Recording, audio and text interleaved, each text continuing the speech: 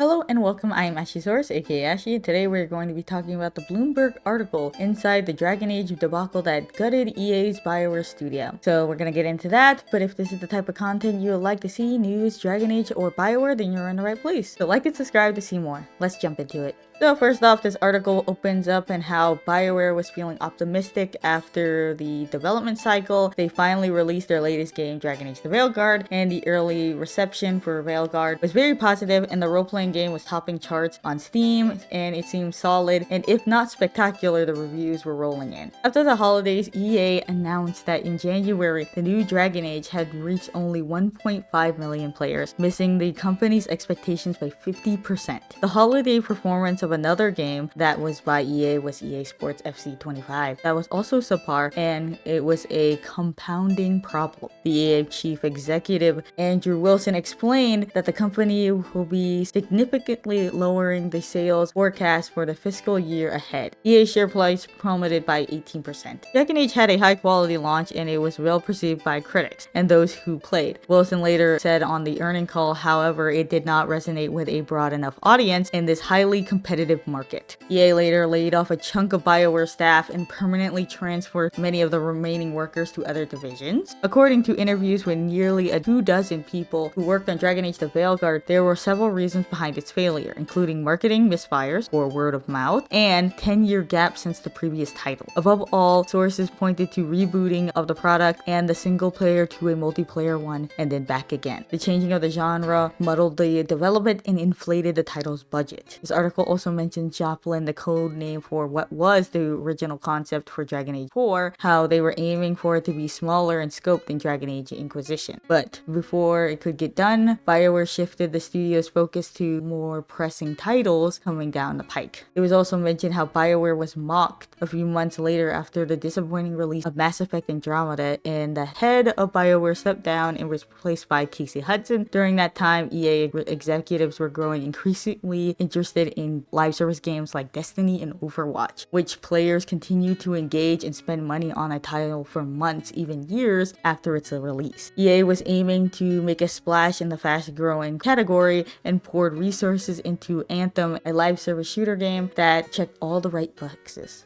It was also mentioned one day in October 2017 that Mike Laidlaw summoned his colleagues in a conference room and pulled out pricey bottles of whiskey and said that the next Dragon Age sequel will be pivoting to an online service game, and the decision from above and he disagreed with, and that he was resigning from the studio. And the assembled staff stayed through the night, and there was drinking and reminiscing about the franchise that they loved. They also mentioned from Mark Dyer's YouTube channel that he wished that pivot never happened, and said that EA said, make this a live service game. We said we don't know how to do that, and we basically start the project over. It was also mentioning how the former art director Matt Goldman replaced Laidlaw as a creative director and pushed for a pulpy and more lighthearted than the previous entries, and suited more for an online game, and was a drastic departure from the dark and dynamic stories that fans loved from the fantasy series. In February 2019, BioWare released Anthem that left fans displeased, and players demanded to know why the studio that was renowned for beloved stories and characters had made a shooter game that had a scattershot narrative.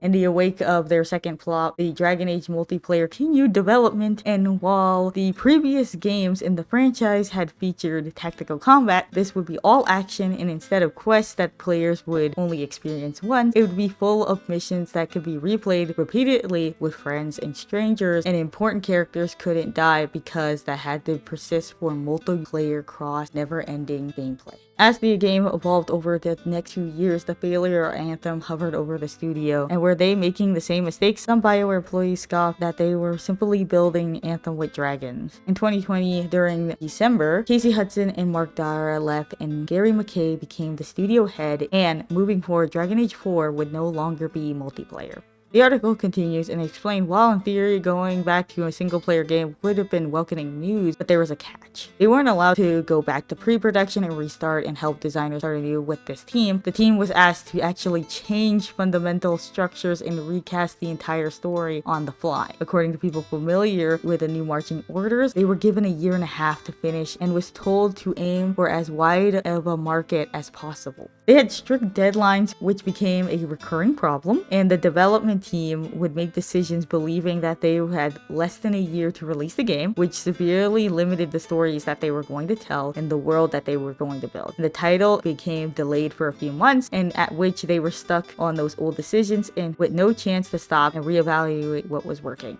By the end of 2022, the studio started distributing an alpha build of Dragon Age The Veilguard to get feedback, and many pointed at the lack of impactful narrative decisions. And because of the multiplayer routes, BioWare had to limit impactful choices, and BioWare delayed the game's release again, and the team apparently shoehorned in a few major choices, such as one, which was 2 cities had to be saved from a dragon attack, which made designers struggle to pair the retrofitted choices for players with meaningful consequences down the stream. In 2023, BioWare brought in a second team from the Mass Effect project to help finish the game. Tension arose, and the Dragon Age team was jokingly described by the Mass Effect team as a pirate ship traveling off course but eventually reaching the port, while the Mass Effect team was called the SS Enterprise after the Star Trek ship because their commands were issued straight down from the top and executed zealously. Mass Effect directors also took over and scoffed at the Dragon Age squad that they've been doing a shabby job and began excluding their leaders from pivotal meetings. Mass Effect team also went on to overhaul parts of the game and the design numbers of additional scenes, including a rich and emotional final that the players actually loved. The Dragon Age team was frustrated and denied such a big budget for ambitious swings. It was also mentioned that the Mass Effect team could get resources that they demanded while the Dragon Age team had to fight for theirs. Early testers and Mass Effect leads complained about the game's snarky tone, once ascended that quickly is falling out of fashion in pop culture, but had been a part of Goldman's vision for the multiplayer game.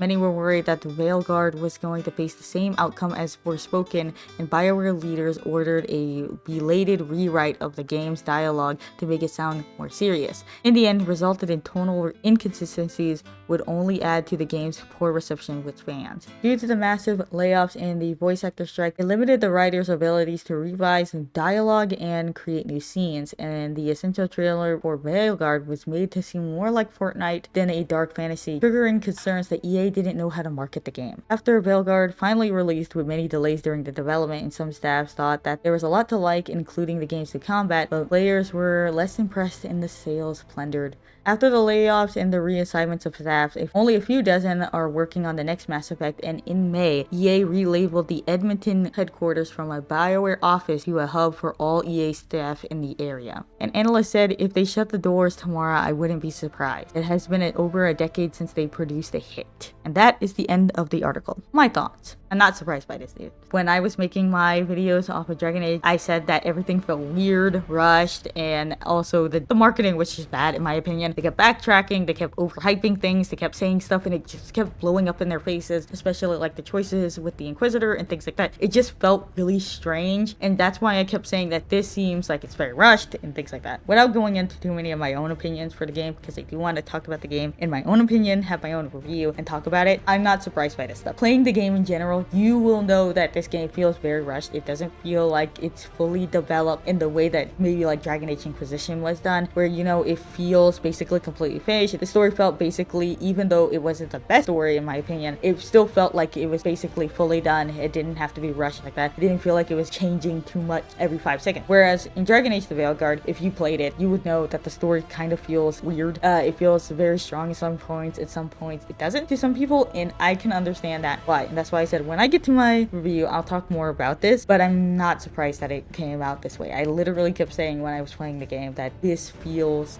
like Dragon Age 2. And now that I'm moving off of this, I will say that I hate to see that BioWare was treated like this, especially by the Mass Effect team, that they were acting like they were so much better than them, when I don't know if these are the same people who worked on Anthem or something like that, but to be honest, you may have worked on Anthem, you may have even worked on Andromeda. You can't say anything to these people and being like they're doing a shabby job and blah blah blah, when in the ending, like, you guys didn't make any hits in the last 10 years either. I feel like that was unfair. I felt like in the ending, there are some very strange narrative choices of Dragon Age, but we don't know who actually did those things. It could have been people who left and they had to go with it and things like that. We have no idea. I just feel like that was kind of scummy for the Mass Effect team to do that to them, because in the ending, they weren't on the team the entire time. This game has been in development since 2017 and been on and off and changing and going back to other people and other skeleton teams and things like that. It's just bad and it's really sad. And I'm gonna say to those who lost their jobs, I'm sorry to hear that. I'm sorry that you had to go through that and being reassigned and not working at BioWare anymore. I know that a lot of people who did work there, they still wanted to work on more BioWare games, and I feel like that's not fair to basically just reassign them. It's not like they didn't do a good job. They sold over 1 million copies. The game wasn't that terrible in the eyes of a lot of people. So in the ending, I feel like it wasn't fair and they just doing it because they needed money. EA should have done better than just basically having this leadership issue and allowing these people to have tension between each other and not doing anything. That's bad for the studio, and I just felt like they could have done better. But those are my opinions. That's all for this video, and that's all my thoughts for now. But I want to know what you guys feel. How did you guys feel about everything that was in the article? Are you surprised? Are you not surprised? I want to hear all your thoughts down below. Leave a comment and we can have a conversation. That'll be all for this video, and I'll see you guys in the next video. Thank you guys so much for watching. Bye!